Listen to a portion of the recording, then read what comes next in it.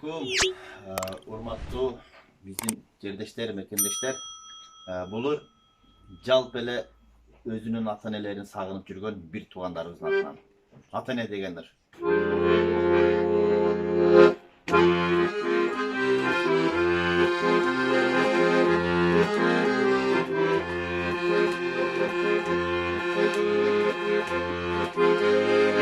Balam deysin körünü kalsan tartıp sana.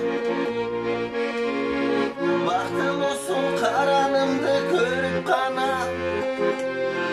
Boy yetkirip östürdüğümüz asıl enem. Bal uykumdu tün uykumdu bölüp bana. Boy yetkirip östürdüğümüz asıl enem.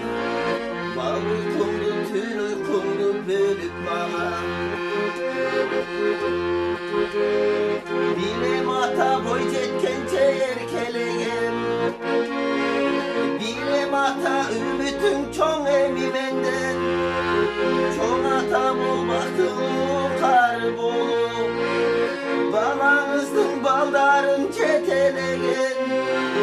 Çoğ ata bol baktığım kar bolu.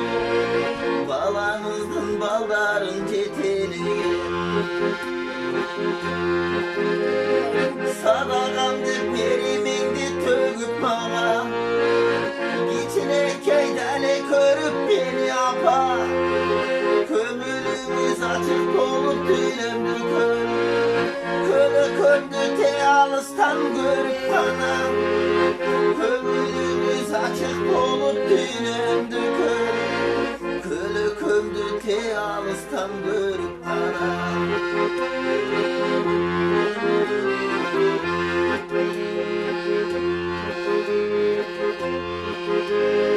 Titildi iki balam erkelegen.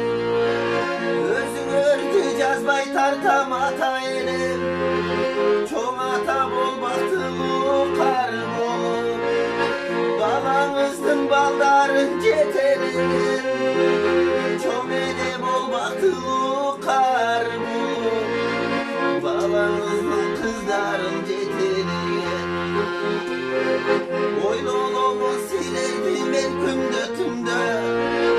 İşen gelirler daim yüreğimde.